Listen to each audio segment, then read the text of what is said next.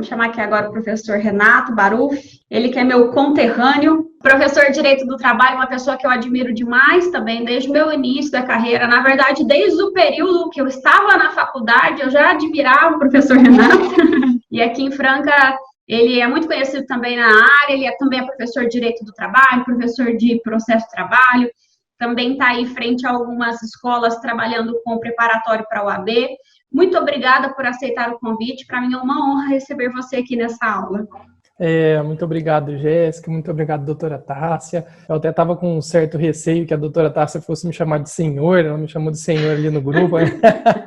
Eu sou um pouco contra esses formalismos. Então, antes de mais nada, de começar também a minha fala, eu queria deixar claro aqui que a minha intenção é de passar um conteúdo de uma forma mais simples, igual eu estou acostumado para os meus alunos, às vezes, de cursinho, também de pós-graduação. Então, eu vou tentar ao máximo não me utilizar de termos jurídicos, utilizar de artigo e citação de súmula, porque aqui nós temos um time muito completo. Então, igual o professor que me antecedeu, às vezes dá um certo receio mesmo, a gente se sente um pouco inferior, mas tenho certeza que esse debate que as duas estão promovendo, ele só tende a melhorar essa discussão, porque esse é o principal papel aí da academia, né? Com certeza. Não vou chamar mais de senhor, Renato. Quero te agradecer também. A Jéssica sempre fala muito bem de você. Para a gente é uma honra ter você aqui.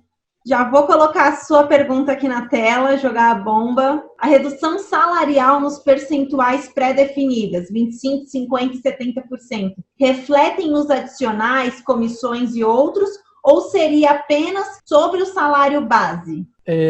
Bom, então para a gente começar a responder essa pergunta, até para esclarecer também para o pessoal que não é da área do direito, os empresários, o pessoal da RH vai saber sobre essas informações, mas para o público em geral.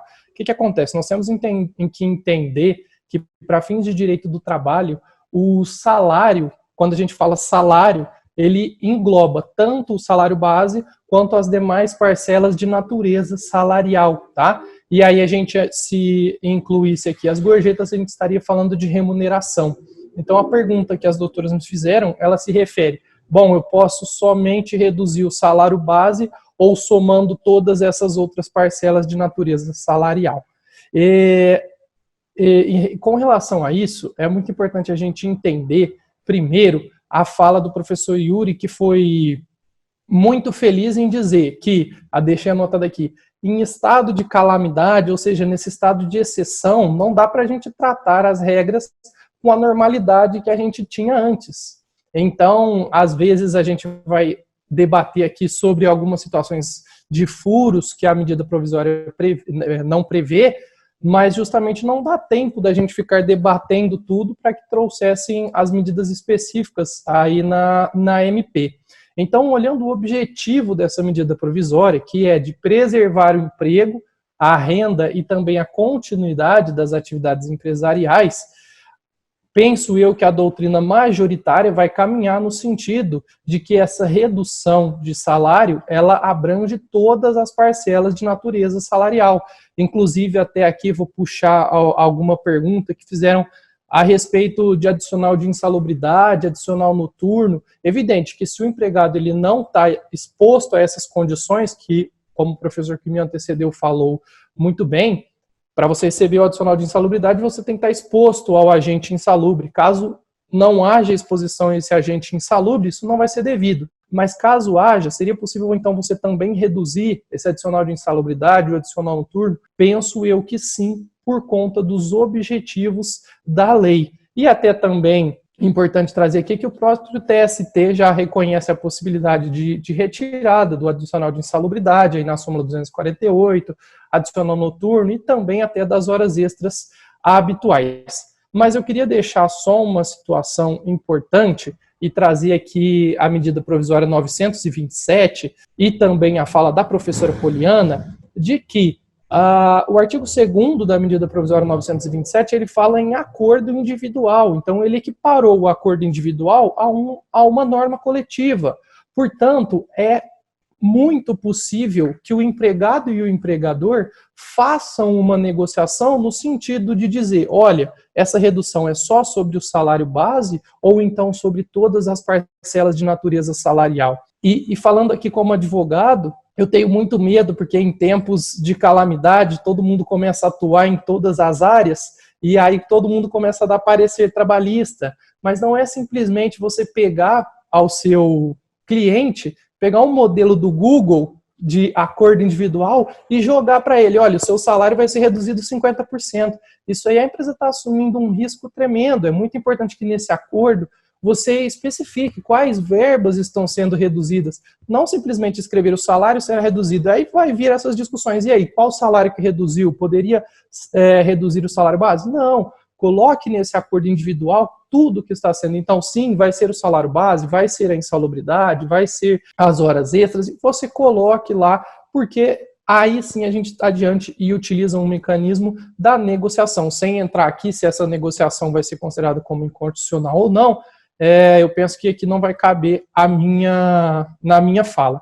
E só para finalizar, é evidente que eu gosto sempre de trazer os dois lados, eu não vou ficar em cima do muro, já passei minha posição, mas tenho certeza que a doutrina também vai vir de forma divergente, porque o direito não é uma ciência exata, e dizer que quando a lei não especifica que esse salário ele abrange todas as parcelas de natureza salarial, isso deveria ser interpretado de acordo com o princípio da proteção, ou seja, para que essa norma ela seja interpretada da melhor forma para o empregado. E interpretar essa norma da melhor forma para o empregado é dizer que essa redução seria somente a parcela do salário base.